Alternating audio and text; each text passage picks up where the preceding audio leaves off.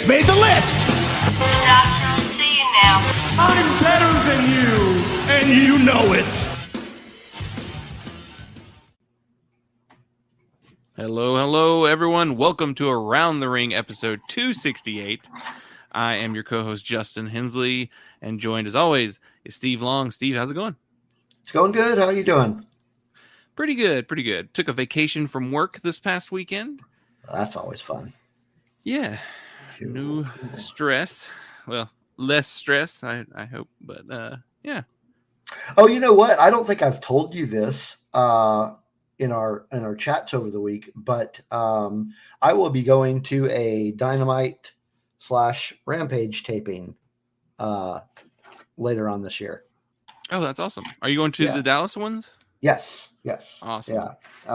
And actually my wife will be going with me as well, which is kind of surprising because she doesn't usually go to things like that with me. But she's never been to an AEW event, so she's looking forward to this. And we actually got floor seats.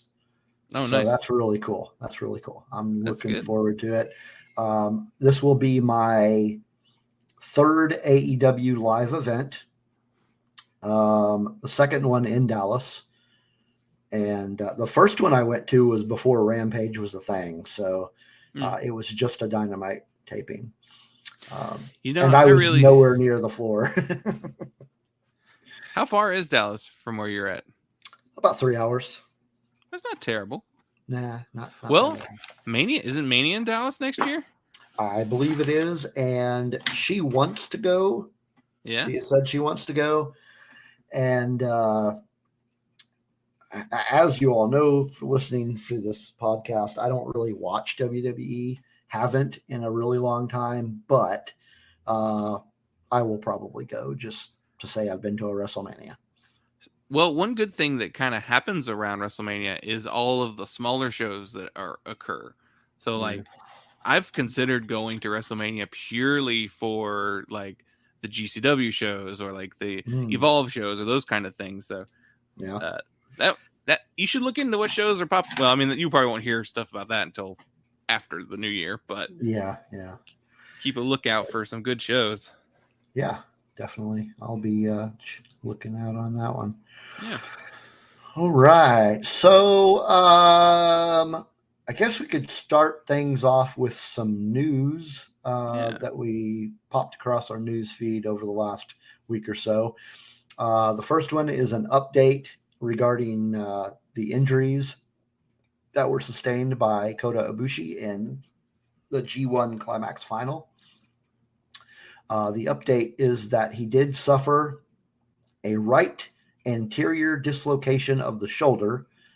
And that was when he missed the Phoenix Splash in his fight against Okada, which resulted in a referee stoppage. And further updates are that he will probably not be returning for another 2 months. You know, that puts him almost in time for Wrestle Kingdom. That's what I was thinking. I'm like, okay, so 2 months from the report, which was, let's see, what's the date on this? October 26th. So, yeah, he's going to be cutting it real close. Yeah, I don't want him to push it if he's not fully recovered by then. Don't go for it, or just wait for like New Beginning or something. That's always a good spot to jump back in. So yeah. So that's an update on there. Next piece of news. Actually, this is apparently not news really, but it didn't come across my news feed until this week. And it's regards to an older wrestler, Hall of Famer Hacksaw Jim Duggan. He was diagnosed recently with prostate cancer and has been in surgery for that prostate cancer. So is the article that I pulled up is from October 29th, and it said that he was going under surgery today. So that would have been the 29th. And apparently the surgery went well, and he's resting. So hopefully he will not, hopefully he'll go into remission, and they got all the cancer, got it out of there. He's 67 years old, which I actually thought he was a little older than that, but yeah, I'm glad to see that the surgery was successful, but never happy to hear about someone getting cancer. That's rough stuff. Yeah. Best speedy recovery. Best wishes to Hacksaw, and hopefully full recovery. He was actually one of the first wrestlers I remember getting into, like back in the old Mid-South days, because that's when I started watching wrestling, was back in the Mid-South days with like Junkyard Dog and Mr. Dugan and all those. So he's one of the first wrestlers I remember seeing, not only on TV, but he's actually one of the first wrestlers I remember seeing live from Mid-South days. Mid-South did a taping, or not a taping. I guess they didn't do tapings. I guess that was a house show. Back in the 80s, they came to Oklahoma City, and my dad took me. But that's cool. Yeah, it was good times. Yeah. I think you want to talk about the recent official AEW signing. Yeah, you just actually informed me of this right before we started recording. Apparently, Tony Nese, who was released from the WWE during those big wave of releases, has now officially signed with AEW.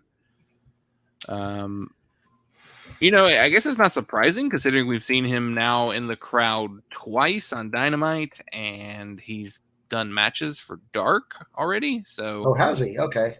Yeah.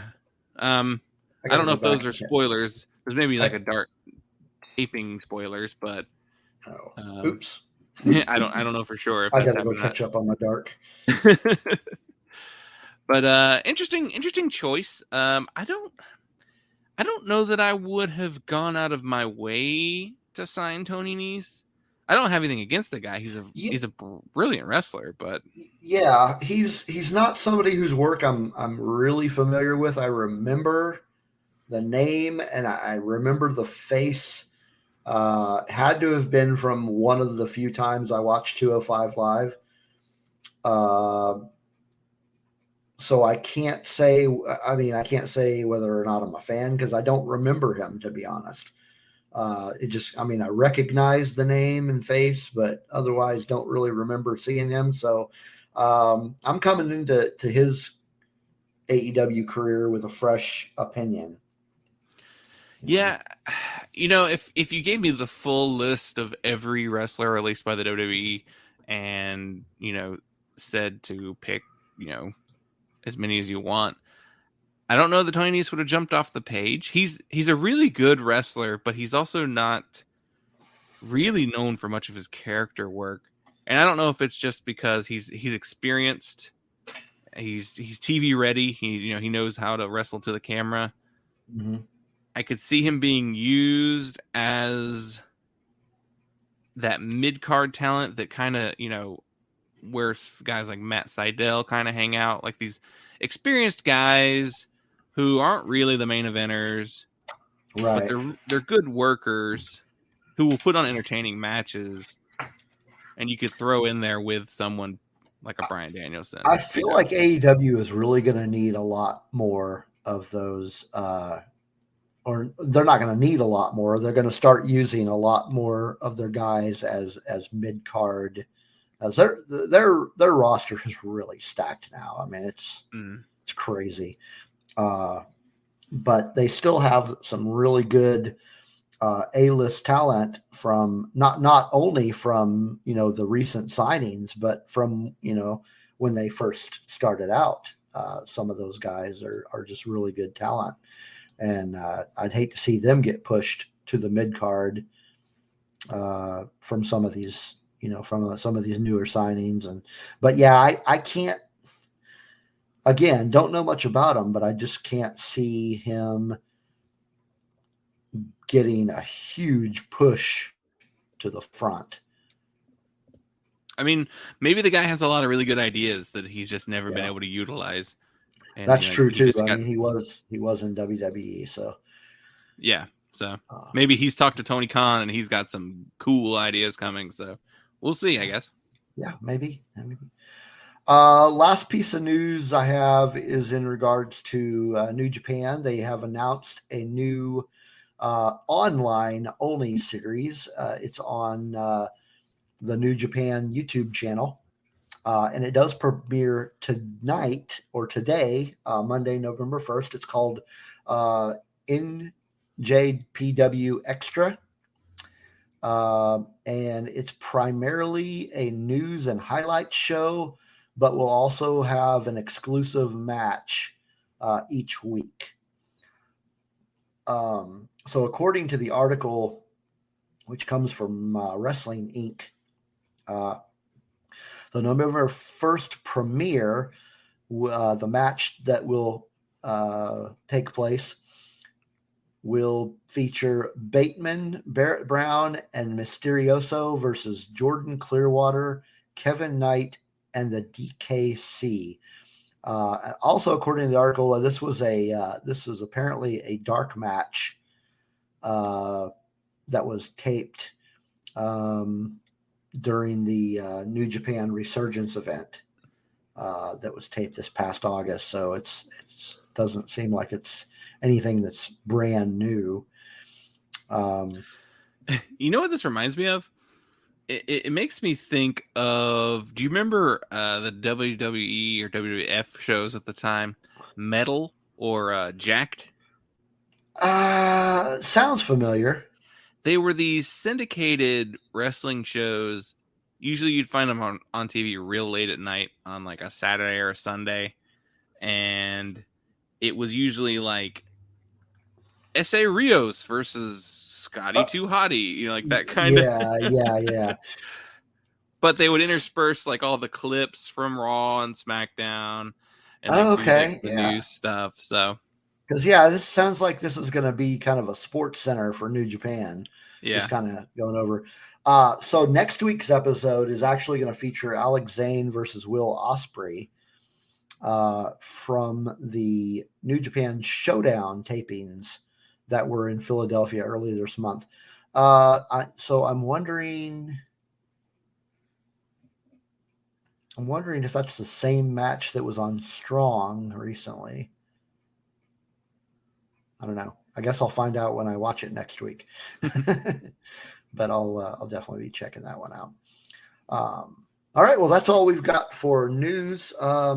Today we're actually going to be talking about a few things. We're going to go over some quick highlights for some of the matches that happened on Dynamite and Rampage this week. Of course, we will be talking about some New Japan events that are coming up. And kind of, if you want to call it our main topic is going to be about the recent news about the Ring of Honor promotion. And then we'll close things out tonight with our top 5 list, which is top 5 active heels. So our favorite heels in the business that are currently active in wrestling. Yeah. Well, let's go and jump in and talk about AEW. For sure. So this week's Dynamite kicked off with Bobby Fish versus CM Punk. I'd say this is probably one of the highlight matches of the week for sure. I would agree. This version of Bobby Fish is really unique. So he very much played a heel in NXT with the Undisputed Era, but he always felt like the fourth guy considered. I mean, part of that was due to him being injured frequently. Right. But story-wise, it was mostly focused on Adam Cole, Kyle O'Reilly, and Roderick Strong. Yeah. So we're kind of getting a fresh version of Bobby Fish, because on the indies before, he was basically a babyface. He was just part of Red Dragon. and wrestled independently on his own a couple times too. But he's getting some good pops. Yeah, he's getting really good reactions. Yeah. There's that goodwill from the audience just because one, he's on an AEW show and he's a new guy, but then two, like he was part of Undisputed Era, which was a fan favorite in NXT, and Red Dragon were fan favorites in Ring of Honor and New Japan. So I was going to say, there's a lot of people that are fans of AEW that go to the shows that are huge fans of Ring of Honor. Mm-hmm. Understandably so, because I mean, AEW kind of started off with what was more or less a Ring of Honor pay-per-view, kind of. But yeah, I mean, a lot of Ring of Honor fans watching. So this match was actually kind of it was a good way that they set the story up. It was kind of the fallout of Bobby's after the bell bullying of newcomer Anthony Green after he beat him down. The bell rang, and then he continued to beat down, and then CM Punk came to Green's rescue, which why CM Punk? But then after the fact, it's like, well, why not? Yeah. They explained it that CM Punk hates bullies. Yes. And I was like, oh, that's actually a really great, legitimate reason for CM Punk to be involved in this. So yes, I like that storytelling. Yeah, this was a great, real physical match. Yeah. Fish kind of dominated a good chunk of it. Yeah. This was one of those matches where they told the story of just focusing. Bobby Fish was focusing on CM Punk's leg and knee. Yes. And which kind of played into the finish as well. Yeah. I mean, I'm a big fan of a focusing on a one body part type match. Mm-hmm. I don't want every match to be like that, but I like one of those at least per show. See, now I typically like the high flying matches, which is why I like the Lucha Brothers, and I'm really enjoying Dante Martin. And I say typically because I do like these good physical ground pounding matches when you get the right people in there. And these two are definitely a couple of the best ground-based wrestlers in the promotion. I agree. I prefer the high-flying stuff the most. Like I've said on the show before, Lucha Libre is my favorite actual style of wrestling. But yeah, you need variety too. So like I do like following that. This is like one of my other favorite types of matches. Just a good old just a good old classic pro wrestling ring psychology. Yeah. Which the story of the leg was great because he tried to do the GTS to go to sleep first, couldn't do it. Bobby Fish spun it into a dragon screw, and then Punk finally got the GTS on him. But they did a really unique thing at the very finish where it took Punk a minute to pin Bobby. Yeah. And then when they counted to 3, Bobby kicked out after the 3, which was kind of confusing when I watched it in the moment. I was like, was that a 3 and the ref messed up, or was it not supposed to happen? Or was it just them telling the story again too, that Punk took a little too long to get there, and if he'd waited a half second longer, he wouldn't have been able to keep him.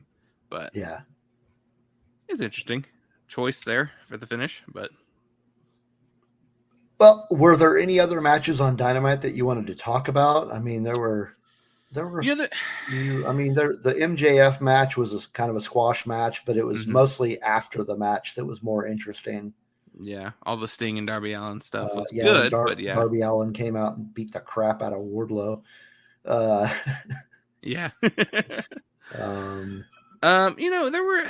This is an interesting show because, I don't know, match-wise, they were solid matches. Like Ethan Page versus Sammy Guevara was actually probably my favorite Sammy Guevara match in AEW I've ever seen. Like it was just a really good high-energy match.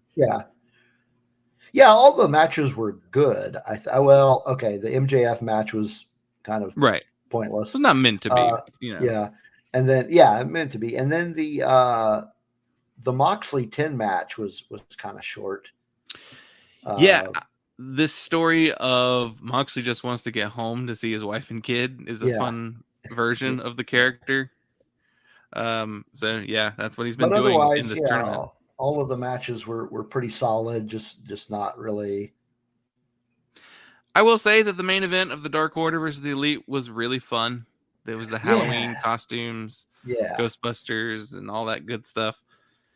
It was just one of those fun multi-man matches that AEW does really, really well, with some nice story progression in it.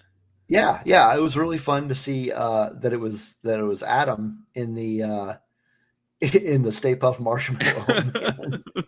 And that was a cool little spot, and that one's got a lot of memes going now. Yeah, with Adam Page right behind Jackson, and but yeah, so the only really, really big thing about Dynamite that I wanted to mention was the Cody promo.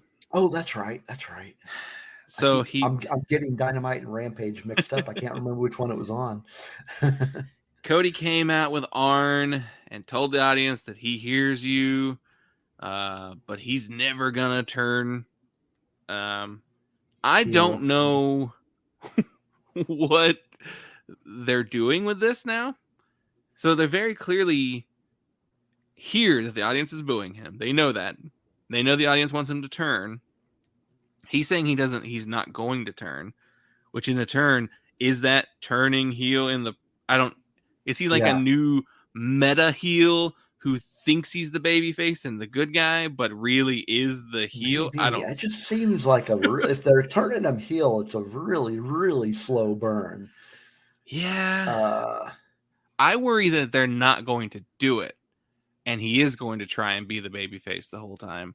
Yeah. And, this will be then the first time that AEW does not listen to the audience, if that's the case. Yeah. I mean, we're going to get a continuation of the Andrade angle. Oh, that was very good. When Andrade came out and made fun of Cody's tattoo. Yeah. Andrade is a guy that is starting to grow on me. I wasn't really a big fan when he was in NXT and WWE.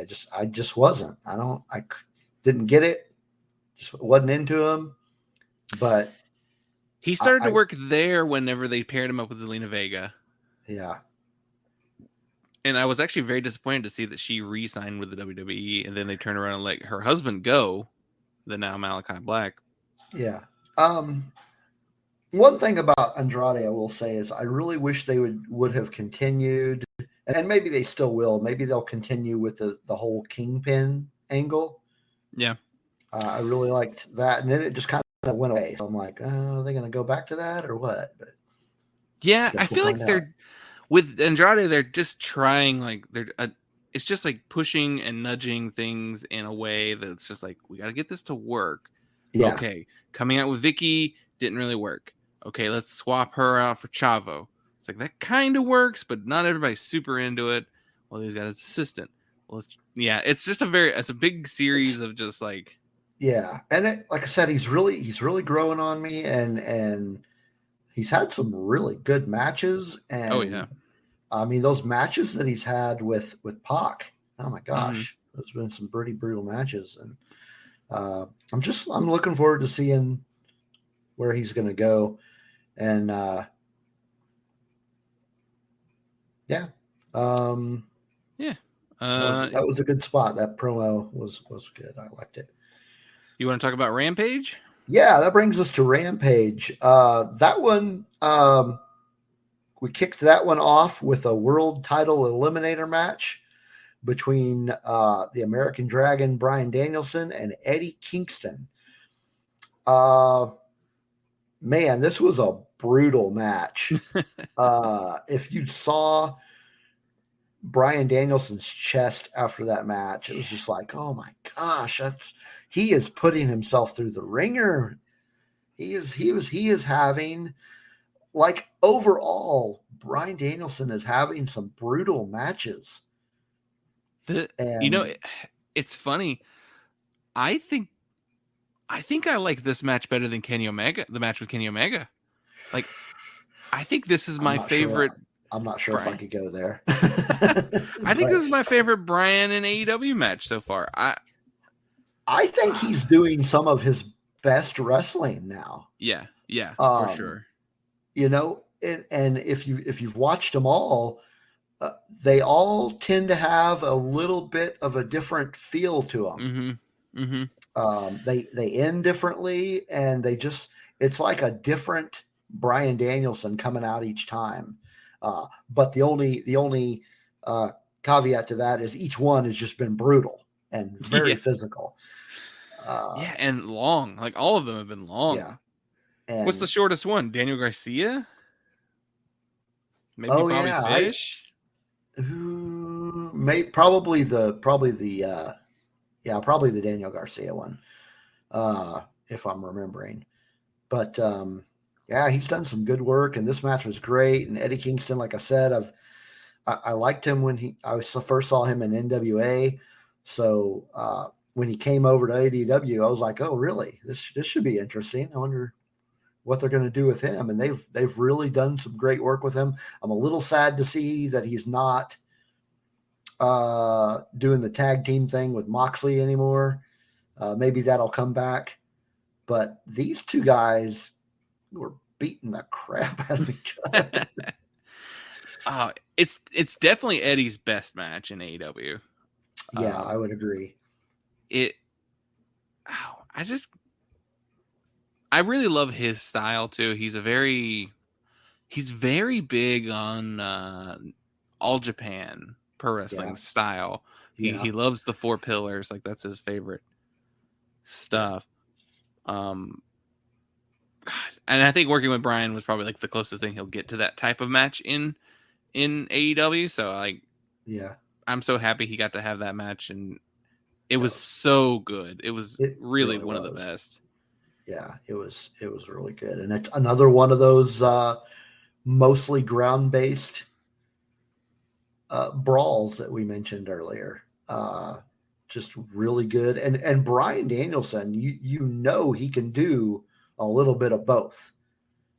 He's done the high-flying thing, and he does this where he's just an all-around. He might very well be, if not the best, one of the best technical wrestlers in wrestling today. Yeah, just all around, total package, in-ring work, ring psychology, mix of styles, plus promos. Charisma, man, he's got it all. He is that's just it. He's got it all. We forgot to mention like the little promo that he did on Dynamite with Eddie, where Eddie was saying that he takes his Zoloft every day to make sure he doesn't like lose it, and he suffers from mental health issues, and he doesn't know what it's like to go through his shoes, and the Bryan Danielson just turns right around. He's like, "That's the Eddie I'm looking for. That's the guy I want to fight." Yeah, that's the match we got too. That was a good promo. Yeah. So we got a great match on Rampage. So Bryan Danielson is the first finalist in the World Title Eliminator Tournament. And he will face off against either Orange Cassidy or Jon Moxley. I got a pretty good idea where that's going to go. And I'm very excited about the idea because, it's going to be another really brutal match if it comes to play the way I think it will. Too, after the match, CM Punk was backstage, and then Eddie Kingston got in his face. So I saw that. I hope that means we get Punk and Kingston at Full Gear, because that would be an awesome match too. That will be good.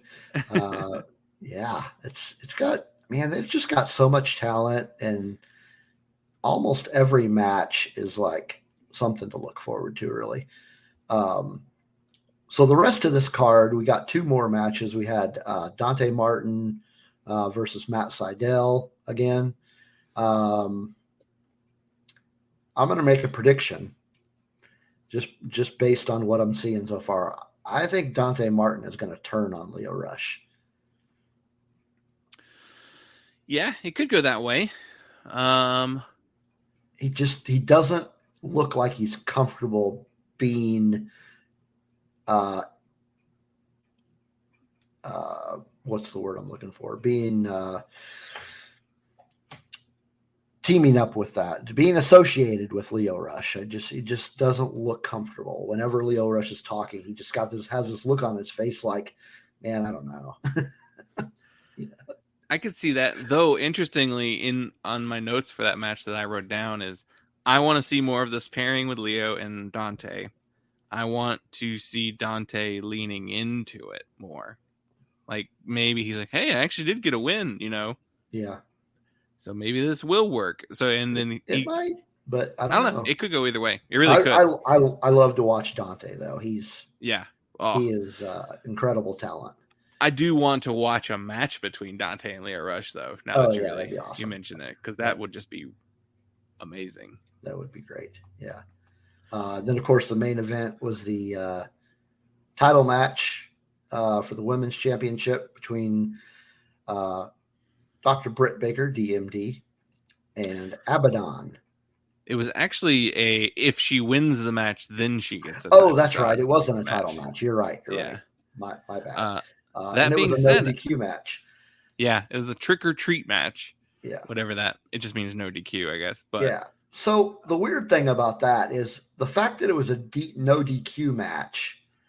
There was not nearly as much shenanigans, outside the ring shenanigans going on from Rebel and Jamie Hayter as I thought there would be. Yeah, there was some, but it just seems like there would have been more, being that it was a no DQ match, and this match was pretty physical. Yeah, that table, man, I was wondering, is that table ever going to break? Watching it, I was like, this might be Abaddon's best match. Yeah, in AEW. Yeah, I'd have to agree. But I want to see more of her. I guess they don't know really how to present her. Yeah, she's kind of weird, but yeah. But yeah, when she brought the tax out, I was like, oh no, this is going to end badly. Yeah, that was messy. Oh man, and yeah, it was one of those matches where I was just kind of cringing every so often, just like with the table thing. I'm like, man, that's got to hurt because that table's not breaking. Yeah. I do want to see more of Abaddon. I want to see. I don't know how long she's been wrestling. I don't know if she's. Well, let's consult the. According to this, she's only been wrestling for 2 years. Oh, you caught it before me. So. I mean, if she's only been wrestling for 2 years, she's already like really good. Have you actually have you seen any pictures of her without all the? Yeah, she looks very, very different from. I think the main difference is I think it's the shaved eyebrows. That's the thing that makes her look the most different. Yeah, that and literally covering her face in blood. Well, right. But yeah, it was a decent match. Yeah. All right. Well, that was all we have to say about AEW. I guess we're going to jump into New Japan next. Yeah. I feel like it was kind of worth mentioning that New Japan has 2 big shows coming up. They do. One of them, you're going to know a lot more about it than I have, because I have not been, we're mentioning or referring to Power Struggle. Yeah. Which I have not been watching Road to Power Struggle. So that's where you're kind of one up on that on me. But this is going to be the 11th Power Struggle. It will be in Osaka, Japan. And looks like we've got 9 matches on the card for that event. Do you want to talk the matches, or do you want to talk about some of the lead up to it? Let's see. So I haven't watched any of the actual matches from the Road to Power Struggle shows, okay. but I have been watching the backstage promos, And that's where you really see a lot of the storylines kind of push forward in these type of scenarios, where it's like they just, because the way they present the live show, it's very much just match, show over, Yeah. a promo at the end by the main event. So the backstage, well, the matches themselves tell the story because of who is kind of focusing on who in the match. Like whoever has a big match coming up is usually going to be beating up on, the other person on the tag team, because they're all tag team matches. So there were a couple things coming out of these backstage interviews. So of course there's all the tag matches. There's a Young Lion tag match. It's Ryohei Oiwa. I probably said that terribly. And Kosai Fujita versus Yoshinobu Kanemaru and Doki. It's a Young Lion tag match. We're gonna have Tiger Mask, Togi Makabe, and Tamaki Hanma versus the Bullet Club, Tangaloa, Jado, and Gedo. A lot of older guys in this match. Not entirely sure. I will mention that Tiger Mask and Robbie Eagles actually just won the junior heavyweight tag team championship. So they're a new little team. They won it from Yoshinobu Kanemaru and El Desperado. Yeah. We're getting quite a few title matches on this show. If you hadn't, we are. We'll skip there's the Never Six Man. It's fine. Never Six Man is always just a fine match. We have a Toru Yano versus Great Okan, King of Pro Wrestling match. So the storyline leading into this one is that Great Okan wants, because the whole gimmick of the King of Pro Wrestling matches is that they're all gimmick matches. So Great Okan wants a Kiss My Foot match, which the loser has to then kiss the winner's feet at the end of the match. Yano wanted just an amateur wrestling match, and so they leave it up to a poll for the public to vote in, and an amateur wrestling match actually won. So I also kind of fully expect some foot kissing to come into play, because that's really what Great Okan's been yelling about the most to Toru Yano. An amateur wrestling match, that should be interesting, I think, between those two. I mean, Yano is definitely going to use his gimmicks, but for sure, yeah. Then we have a match. It is the junior heavyweight championship match. It is Robbie Eagles versus El Desperado. So this kind of ties into Robbie Eagles and Tiger Mask winning the junior heavyweight tag team championship away from El Desperado and Kanemaru. So Robbie is now saying he's, Robbie 2 belts, since he's now a tag and junior heavyweight champion. This is going to basically lead right into the Best of the Super Juniors, which is our next big tournament coming up in New Japan. I'm looking forward to that. I think the Best of the Super Juniors is my favorite tournament that New Japan does. I'm curious to see if El Desperado is going to be the champ going into the tournament, though. I could see that, but we'll see there. This one you'll probably really look forward to. So we have Kenta facing Hiroshi Tanahashi for the U.S. Heavyweight Championship. Of course, yes.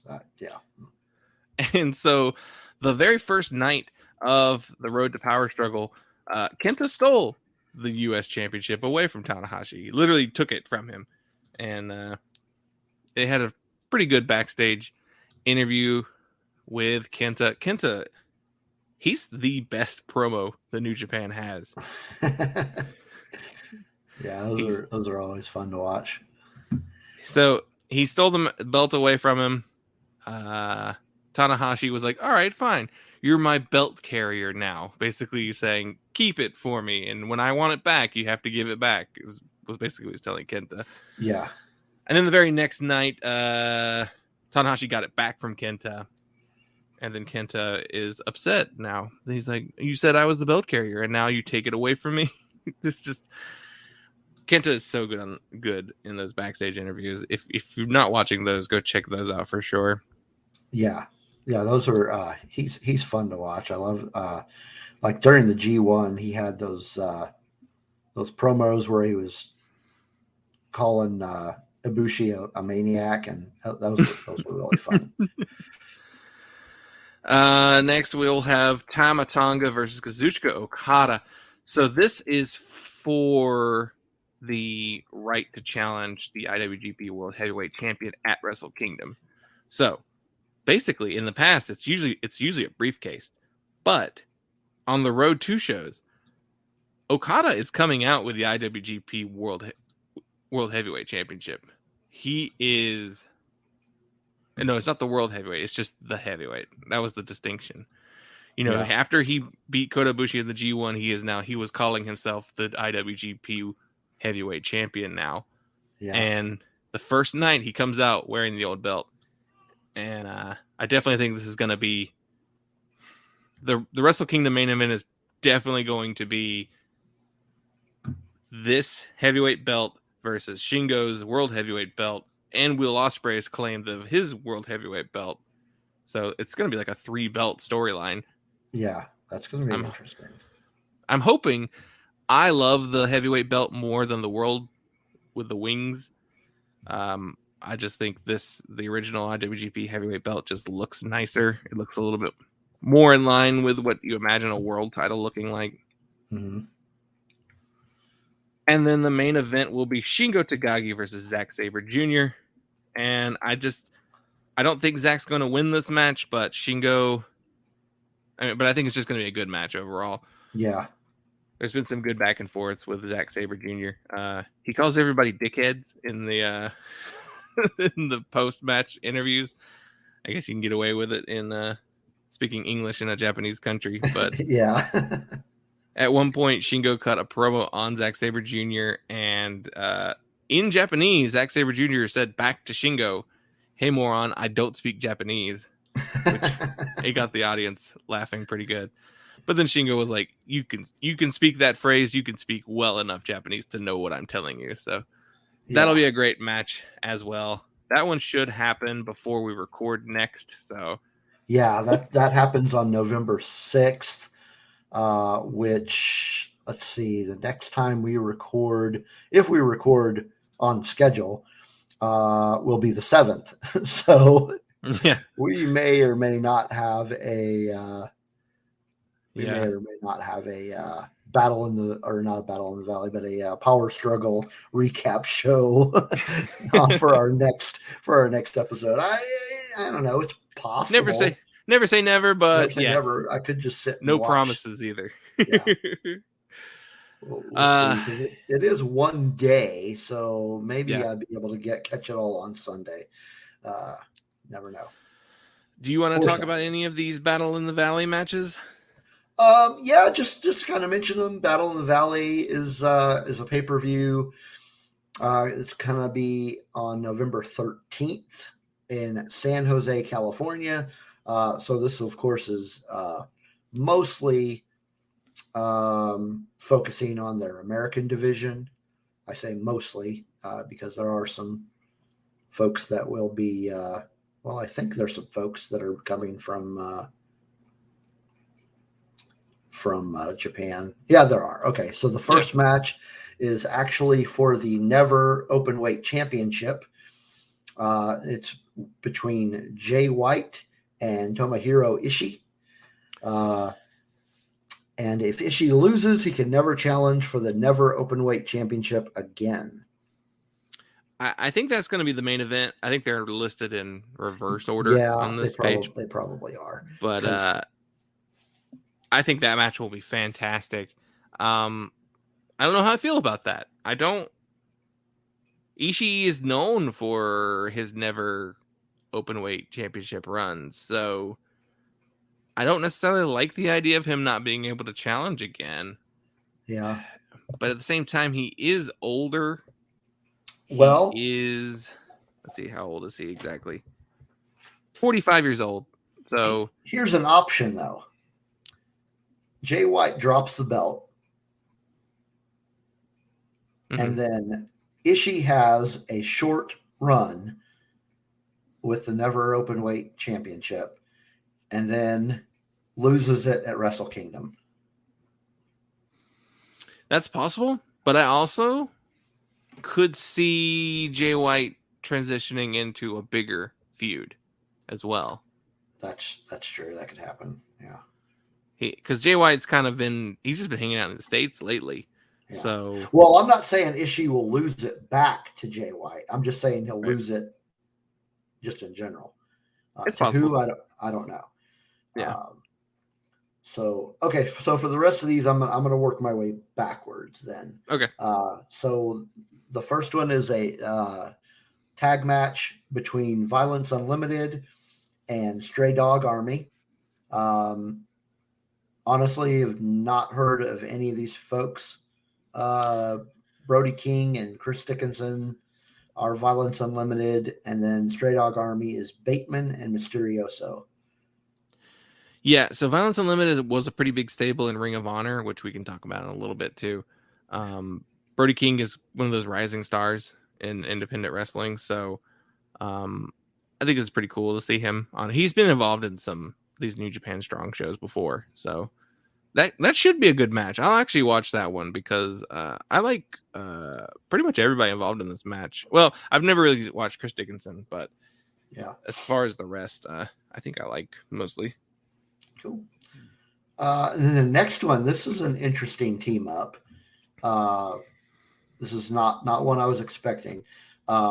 It's Yumura Yuya versus Josh Alexander, the former X Division champion of Impact. Yeah, Yuya Uemura is one of the young lions on excursion currently. So I believe he's been sent to the United States to learn. Yeah, I'm curious to see what their versions of the characters are going to be whenever the young lions come back. Interested in seeing what Josh Alexander can do here in New Japan. And the next match after that is another Impact recently former champion, Moose. Or wait a minute. Actually, he's the current. He's champion. The current, yeah. He's the current champion. Okay, he's not the one that lost it. Yeah, that's right. It was Josh that lost it to Moose. Okay, so it's Moose versus Juice Robinson. So that should be an interesting match. Yeah, I wonder if that has any Impact implications, since Juice has been hanging out in Impact lately. He has, yeah. After that, we have a 10-man tag team match between Alex Zane and Team Filthy versus, or wait, no. It's Team Filthy versus Alex Zane, Alex Coughlin. Yeah, I think so, yeah. Rocky Romero, David Finlay, and Fred Rosser. A lot of names I don't know, but then also some names that I do know. Now, one of these names that you may not know, and I'm not saying you, Justin, you probably do know, but those of you listening, Fred Rosser did go under another name when he was wrestling for WWE, and that would be Darren Young. Oh, that is right. I forgot he is over there in Strong. Make Darren Young great again. Yeah, I forgot about that.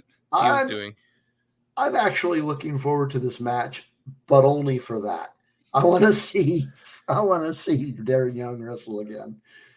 The Team Filthy match should be good. Tom Lawler actually just recently he was wrestling for MLW for a while now, and just this week it was announced that he will not be staying with MLW.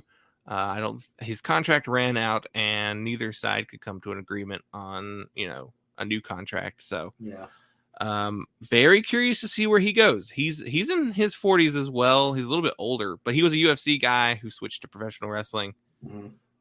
He's really good. He's been kind of a mainstay and strong, but apparently he doesn't really have a contract with New Japan either. I'm very curious to see where he goes. I think he had a UFC match this year, so I'd be curious if he's going to go back to do more MMA. But I want him to sign somewhere because I think he's he's one of those guys on the indie scene the last like 2 or 3 years that has never been tied down to one specific organization with the exception of MLW. And he's got a lot of potential there. So I'm very curious to see where he winds up. I'd see him being like Impact or something maybe. But yeah, probably. Yeah, he would fit pretty good there. The next match is another tag team match between Clark Connors and Carl Fredericks versus United Empire, which is Jeff Cobb and TJP. Yeah, United Empire is Will Ospreay's faction, which Toa Hanare, who just returned to New Japan, he is now also a member of the United Empire. So speaking of Will Ospreay, yeah, go ahead. The next match is Will Ospreay versus Rin Narita. Yeah, Rin Narita is another young lion out on excursion. So I don't know what his current gimmick is, like what he. I don't know. He did wrestle, as far as I know, one match in All Elite on a taping of Elevation. And that was back in May. Yeah, I don't know how. I feel like some of these young lions have been on excursion for a while now. Yeah. Rin Narita, Yuya Imura, Yuta Soji, the one that Moxley was calling Shooter whenever he was wrestling over there. I think it's about time for them to head back to New Japan. So these excursions are always interesting. One thing that's interesting about Narita is he actually showed up in the top 500 singles wrestlers list in this year's PWI 500. Not very high. He was 428. Well, he out of the three young lions he was with a lot, he was one of the kind of standouts. So I could see him being a star. He's a smaller guy. He's a little slimmer. So I could see him being a star in the junior heavyweight division. I'd be curious if they've not announced who the best of the Super Juniors lineup is going to be this year. So I could see him getting announced. What's that supposed to be? It's right after Power Struggle. Okay, so it's like very soon. Yeah. It'd be interesting to see. I mean, I don't predict that Narita's going to win this, but against Ospreay, but it should be an interesting match nonetheless. I'm hoping it's a showcase for Rin Narita. Yeah. So that is all we have regarding the New Japan events that are coming up. So now I guess we can talk about, our main topic, if you want to call it that. 50 minutes in, our main topic. Yeah. So it was announced last week that Ring of Honor will be going on hiatus. So they're going to do one more set of TV tapings, and then they're going to do their pay-per-view Final Battle in December.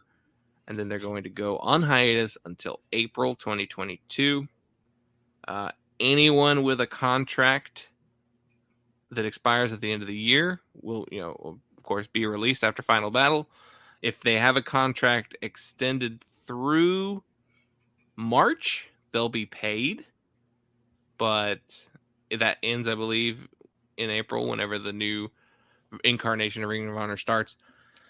So basically, this version of Ring of Honor that has existed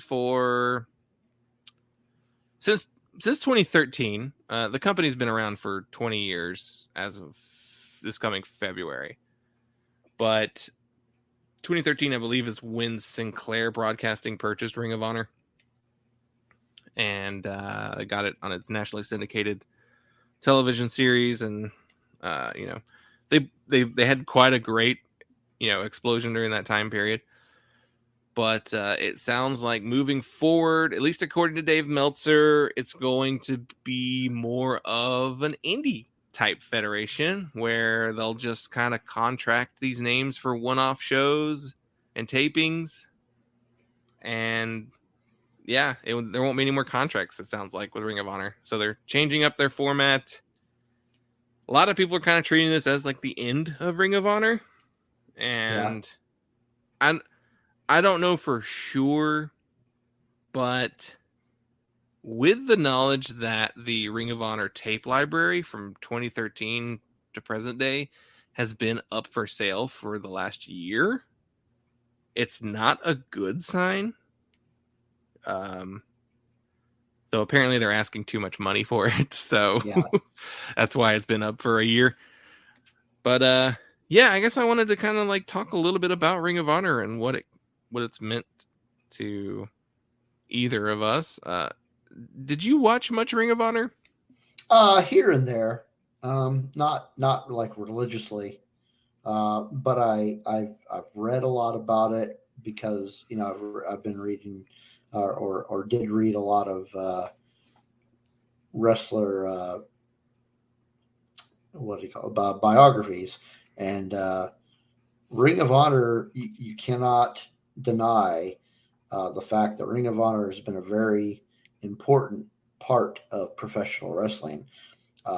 There are so many wrestlers that are huge now that either started out or got their comeuppance, if you want to put it that way, in Ring of Honor. Just to name a few, you've got CM Punk was in Ring of Honor. Bryan Danielson was Ring of Honor. Cody was Ring of Honor. Of course, he was Ring of Honor, I think, after WWE. Yeah. But Adam Cole, Young Bucks, just so many names that got their start there.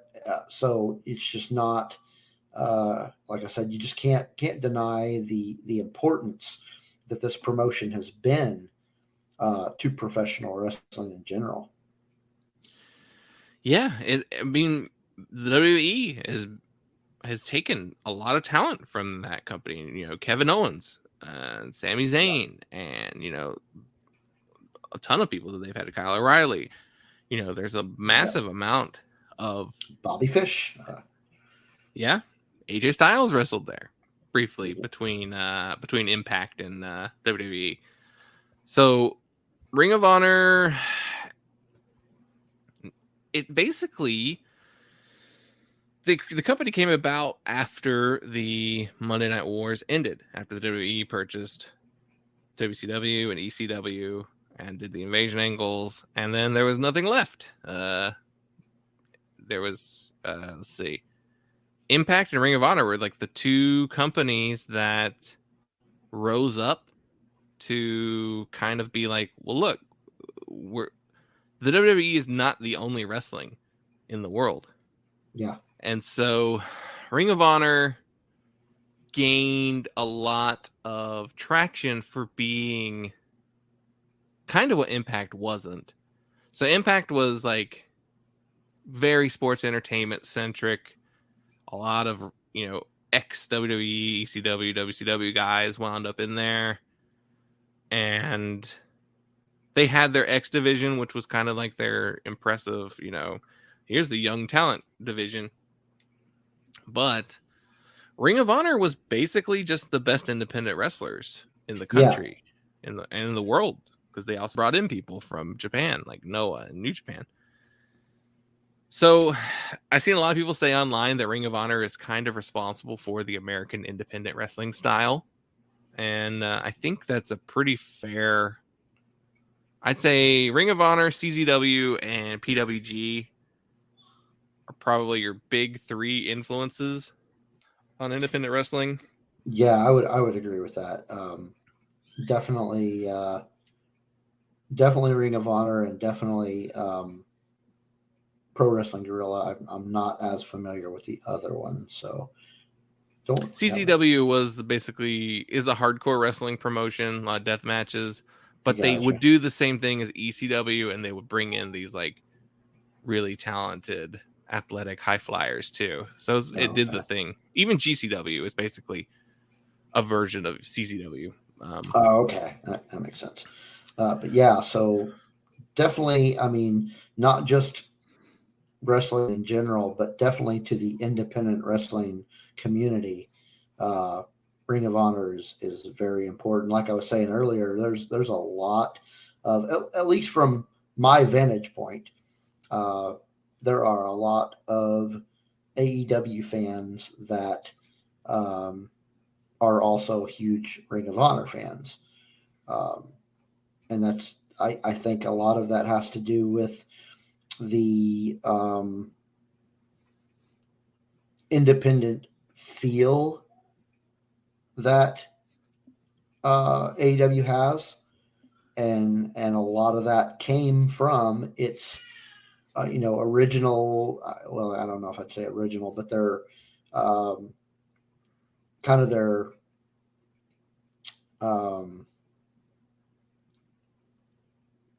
association, I guess, if you want to put it that way, with Ring of Honor. Because like we mentioned, the first, the event that got All Elite started was All In, which was primarily a mix of Ring of Honor and New Japan folks. Yeah. Basically, one of the things that kind of made Ring of Honor really blow up was its relationship with New Japan and the inclusion of the Young Bucks and Adam Cole. It was just this like perfect combination of, well, we've got this gimmick from Japan, Bullet Club, really cool gimmick. We've got a relationship with this American wrestling company, Ring of Honor. Let's send some people over there, call them Bullet Club, let them have some, be like a satellite version of Bullet Club. That blew up, hugely successful. To the point where like Cody gets involved, he becomes a Ring of Honor wrestler. He joins Bullet Club. That starts his relationship with New Japan too. We basically, if it wasn't for Ring of Honor, I'm not gonna say AEW wouldn't exist, but it wouldn't have come about the same way. I don't think. It would not. It would not come about the same way at all. But then there's also some some stuff out there I've seen on social media that to some people it is largely the fault of AEW that Ring of Honor is kind of going away. So I've seen that complaint, and while I do think the success of AEW has hurt Ring of Honor, Ring of Honor also kind of allowed it to happen. Ring of Honor helped produce All In. They basically handled all of the production for the very first All In. They own the video for All In. So that's, they didn't have to do any of that stuff. They didn't have to let the Young Bucks and Cody go do this thing. So, yes, AEW starting hurt Ring of Honor, but I think it hurt it in the same way that any major new wrestling company coming into existence is going to hurt the number 3 and the number 4 companies. Well, I agree with you, but I also think that a lot of it has to do with their own, if you want to call them problems with their promotion. I mean, the one thing that kind of stands out to me as a problem with Ring of Honor is that they didn't really have a means to distribute their product the way a company like AEW did, because they didn't have any TV behind them. Yeah, because while yes, there's the syndicated weekly television show, it airs in a lot of networks super late at night where not many people are watching wrestling or television in general, or super early in the morning. So it's like, yeah, they needed a good prime time spot. If Impact could make it all these years in all of its network hopping, and time slot hopping, I feel like Ring of Honor could have been put somewhere on some network at a good time slot. Yeah, and I mean, in a lot of ways, in some ways, Ring of Honor kind of had a better overall product.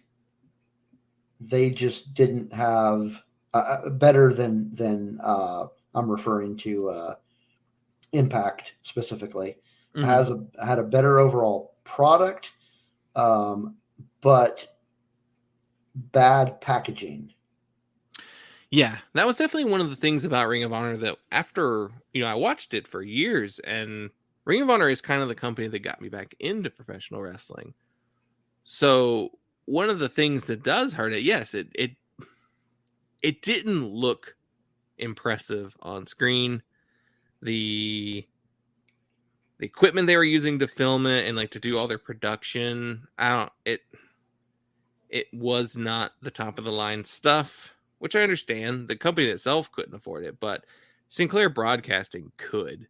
Sinclair could have injected some money into that company and like put it towards production and presentation. I mean, with that in mind, if you want to blame anybody, maybe you should blame Sinclair.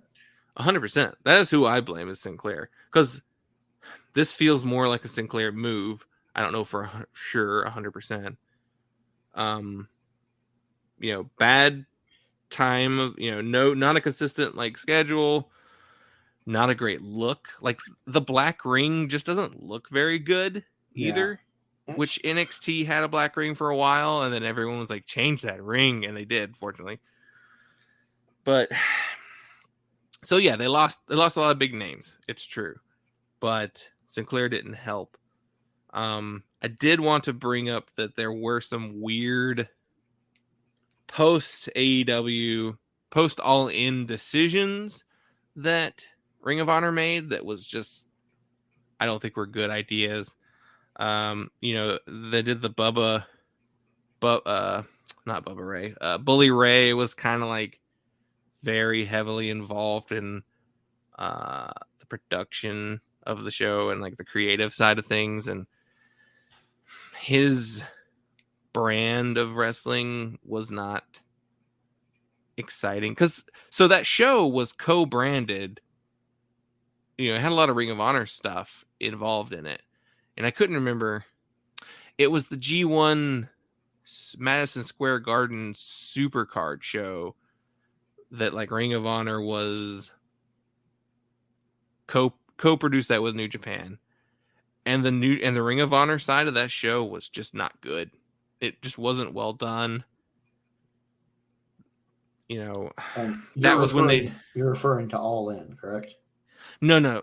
So remember, after All In happened, there was that Ring of Honor New Japan Madison Square Garden show that happened.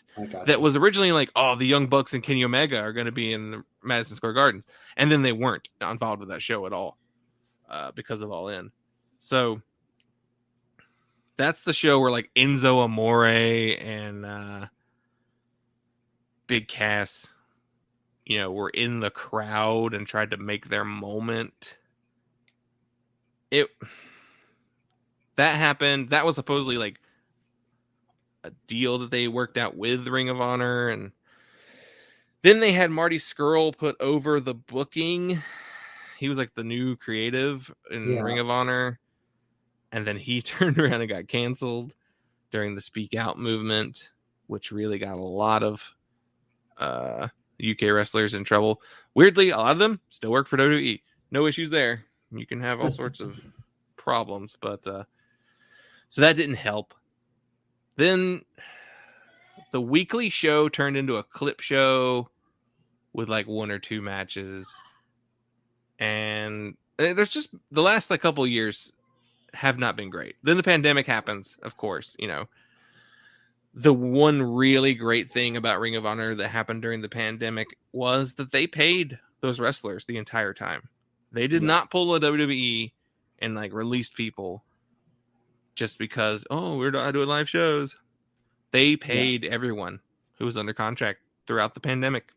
And they did those bubble shows where there were no audiences, and they were putting on good product with the Pure Wrestling tournament. And it really felt like Ring of Honor was on an upswing. Like, they had a lot of really great Lucha Libre talent. The new Pure Wrestling division was good. The new women's division was like excellent. Like, it was just getting started. And unfortunately, that's been undercut, and now no more contracts. You know, if it turns into like a really good independent wrestling promotion of just like these really cool super card matches, then that's great too. But I don't know. We'll see what happens with that. Yeah, we'll see what happens next year. Hopefully, you know, it doesn't go completely away and turns into, you know, maybe. Hopefully this is good for the company. Only time will tell, really. Yeah. So, as of right now, supposedly, if any wrestler wants out of their contract, they're free to go. Yeah. So essentially, everybody's a free agent now. Yeah. If they want. If they want to be, I do think there may be a little bit of respect given to Ring of Honor, because I really haven't heard. I've seen that Bandito has like a bunch of US shows announced, and he's like going to be doing GCW shows, which is cool. That's cool too. But like, he didn't immediately run out and was like signed to AEW. Right. So, and outside of like rumors and if you want to call it fake news, we haven't really heard a whole lot of official signings from either AEW or Impact or WWE for that matter. So I imagine that since everyone is going to be paid throughout the rest of the year, and they do have Final Battle coming up, that I think these wrestlers will just stay out the rest of the year. They might work out a deal with another company, but be respectful enough to not announce it until Final Battle happens. I hope that's the case. I do want to see a lot of this talent in places. They have a really phenomenal like group of wrestlers there currently. I would actually really like to see Jay Lethal somewhere again. You know, I could see him making a surprise return to Impact. You know, he's got the history there with them. Yeah. I would love to see Dragon Lee and Bandito. I could see a couple people winding up in MLW. Apparently, Roxy, who is the Ring of Honor Women's Champion right now, had been contacted by AEW right after she signed with Ring of Honor. So maybe that interest is still there. So she may wind up there. Yeah, I wonder what's going to happen with the Briscoes. You know, they started making appearances in GCW, but that's essentially an indie. Like, it's a full-on indie. Yeah. So like, they could go anywhere, but yeah, I don't know. They've been with that company for a long time. Yeah, seems like. I don't know if I'll ever see them getting signed to like AEW, but I can see them doing some shows. You know. Yeah. That's definitely an option with them, but I don't know. I feel for the people who've now, you know, got to find new homes and new places to work, but hopefully it's not the end of Ring of Honor. Yeah. And they're just a really cool indie that we get to, see fun matches from once a month. So yeah. Cool. So I guess that's all for that. Winding down here, we've got our top 5 list of favorite active heels in the wrestling business. Do you want to start? You want me to start? I want you to start because I have a backup choice in case you pick one that I have on my main choice. So we'll let you go first. Mine, I'm gonna straight out of the box. I'm going to let everybody know this is very AEW heavy, because I mean at this point, really the only things I'm watching are AEW and New Japan. So my number 5, Justin, you're not gonna like that I chose this person, but so I don't like this character. But what he is doing right now as a heel in AEW is, I will say, interesting. Not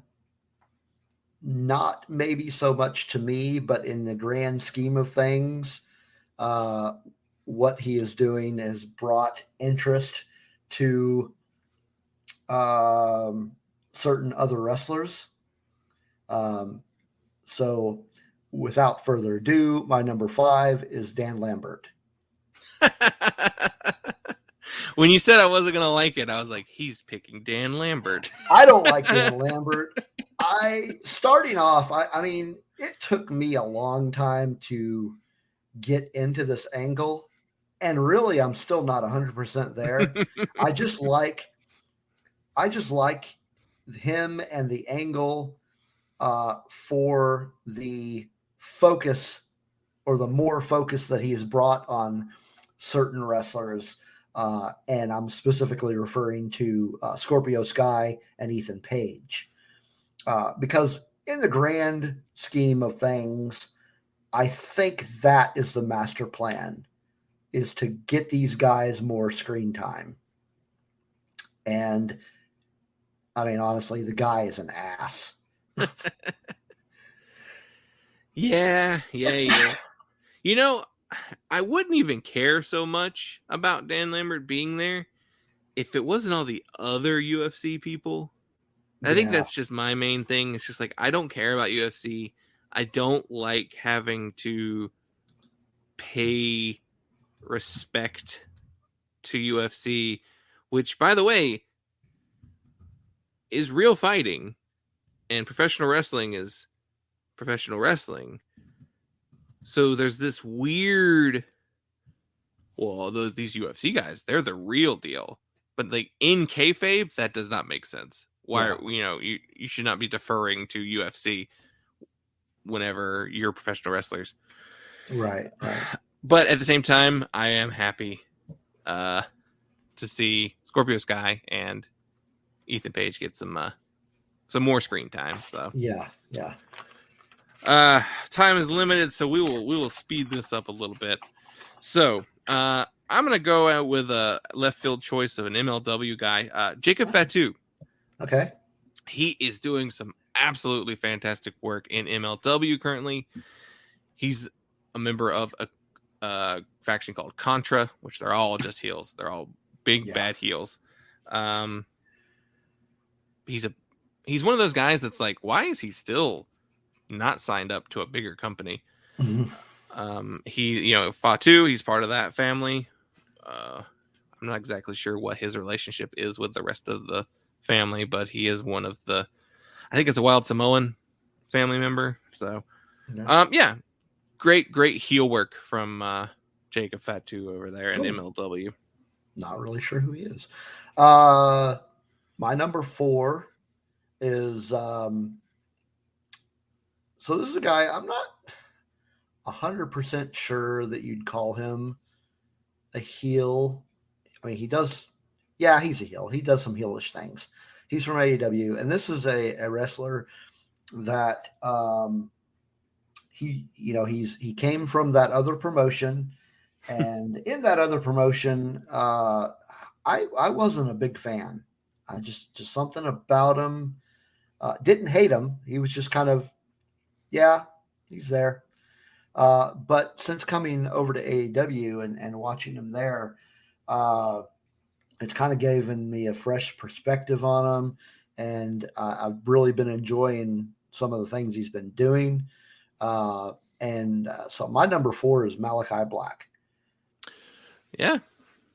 When I was putting my list together, I was like, do I want heels that are getting cheered? But I just, as a worker, as a character, I really like him a lot. He's an interesting character, yeah. And he definitely does some heelish things that puts him in that category. I'll stick with AEW, and I will say Dr. Britt Baker, DMD, will be my next pick. Definitely. She's the shining star of the AEW women's division, personally. Which a division that's getting better every week too, with some bigger names thrown in there. She, kind of held down the women's division during the pandemic and just like won everyone over, especially as a heel. Such good heel work from her. Oh yeah. Brilliant stuff. The finisher, the mandible claw finisher, is just a great heel finisher. And just, she knows her character so well inside and out. Yeah. I really enjoy title runs when they are carried by heels. Yeah. Like that Chris Jericho run in AEW with him as the champion. That was so fun. Now strangely, I did not put him on my list because currently I'm not sure if I would categorize his character as a heel. Jericho? Yeah. Yeah, I wouldn't right now. Otherwise, he would have been on my list. But my number 3, also from AEW, is a gentleman that didn't used to play the heel, and I really liked him then. And when he first started to turn heel, I wasn't sure if I was going to like it, but I do. And I'm referring to Kenny Omega. Yeah, his heel run in New Japan was really good. So I definitely saw a good heel run coming from him. But, the combination of him and Don Callis, who I guess has disappeared. I don't know what the deal with Callis is now. Well, now they've got Adam Cole. They don't really need Callis. It's true. Because it seems like they were using him mostly as a talking point. Yeah. Which they didn't really need. No, they could all talk. Which was odd. But now that they have Adam Cole, who is quite the talker, they didn't really need him. So, yeah, that was my number 3. Yeah. All right. Well, next I will go with, let's say this will be my number 3 as well. I talked him up earlier. I'm going to go with Kenta. I love what he is doing right now in New Japan. He's the heel who turned on Shibata. Yep. So I automatically hate him for the rest of my life. But he does such good work. His feud with Naito last year was really good. Yeah. Just some really great stuff happening with him currently. I love Tanahashi, but I want to see Kenta win that U.S. championship. Yeah. Yeah, same here. He's my number 2. I was wondering. Yeah. Kenta is my number 2. And even outside the fact that he's heel, he's just great. I really like him. As we've said on the show before, or as I've said on the show before, he's really the wrestler that got me really into New Japan. Seeing him, and I was like, oh well, okay, I definitely got to start watching this, and just so I can see him. And then that led me to liking more characters from New Japan. But yeah, Kenta is a great heel. Like you mentioned, that turn on Shibata, and just some of the things that he's done, just even in the G1, they were just fun to watch, and he cuts some really entertaining promos. So yeah, number 2, Kenta. All right, my number 2. I have my suspicions he's your number 1, but I'm gonna go with MJF. He's only your number 2, really? Yeah. Wow. Okay. Yeah, MJF. I think he is the best heel in AEW, hands down. Just an all-around great talker. He's come out looking good in every feud, even the ones he's lost. He's one of they're calling him one of the 4 pillars of AEW, and I definitely see that. I think he's also the first in those pillars to probably will get an AEW World Championship run. I'm really looking forward to those days, but as of right now, he's just always entertaining every week. Yeah. He definitely, he is my number 1. No surprise there. Yeah, I think he is one of the he is the best heel in the business right now. Because you just can't help but to hate that guy. He's just so hateable. Like every time he opens his mouth, you're just like, oh. Some of the things he has said, like just in the last few months, have made my skin crawl. And like, yeah, he must love what he does. Because I hate him.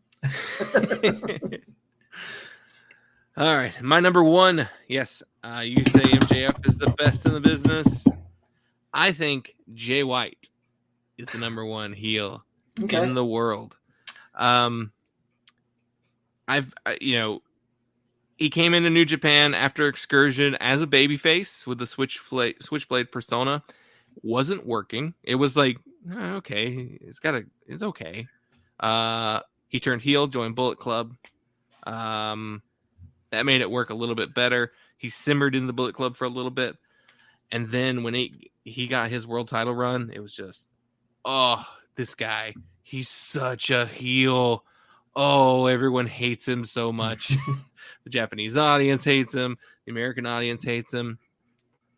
And then during that time, he was just like, his promo skills leveled up. He just became one of the best promos in the world. During the pandemic, he was stuck outside of Japan. And then when he was finally allowed to re-enter, he was shredded. Like he had been working out during the entire pandemic, and his microphone skills were still A+. He was still so good on the microphone. He's currently now in the US again, hanging out in Impact. He's the one who's kind of like lured me into looking at Impact more frequently. I watched his promo when he first debuted in Impact. He's not as fun in Impact as he is in Japan. I think he works best in Japan, but yeah, I hope he gets to go back soon because they've lifted some restrictions, and yeah, it'd be nice to see him in Wrestle Kingdom. That's interesting. Yeah, I'm familiar with who Jay White is. I'm just not familiar with his work per se. But yeah, solid top 5 list. But yeah, I think that is it. I did want to mention one last thing before we close the books on this episode. I just wanted to mention that we recently joined the Red 5 podcast network, mostly podcast of the pop culture, Star Wars movie, like I said, podcast nature. But they were intrigued with the idea of including a little bit different in their repertoire. My other podcast Rogue One Radio is a part of the network, and they welcomed us into their network. So thanks to those in the Red 5. If you are kind of a pop culture nerd, there are some really great podcasts over there. Just go to red5network.com. And the 5 is the number 5, not spelled out. And then you can find them on Twitter as well, Facebook, all that, and Instagram. Really good podcast network. And I'm kind of happy to be a part of them. Yeah. If you really think about it, wrestling is its own form of nerd pop culture. So. It really is. It really fits in well. There are actually a lot of the folks that do podcasts over at that network are wrestling fans. Yeah. So I think we fit in real well. Chose not to join a quote unquote wrestling podcast network and just kind of do something a little bit different. Yeah. Good group of people over there. And so, yeah, I just wanted to mention we're now a part of that network. And as we mentioned, we both have our own podcasts outside of this. I've got the Rogue One Radio. And Justin, tell us a little bit about yours. Yep. We have Punk Lotto Pod. I co-host with my brother Dylan. The idea of the show is we assign our guests a year and they choose one punk, hardcore, emo, or punk adjacent album from that year for us to talk about. It's a lot of fun. We just did our 150th episode. We've been doing it for 3 years now. Congratulations. Yeah. Steve, we need you on because you have become a patron. So we owe you an episode where you... Oh, that's right. Yeah, we'll get you on soon for sure. Yeah. But yeah, we have a lot of fun over there. Yeah, it is a fun podcast. Definitely worth checking out if you haven't already. All right. Well, that is it for tonight. We'll be back hopefully next week with more discussions about the world of professional wrestling. Goodbye and good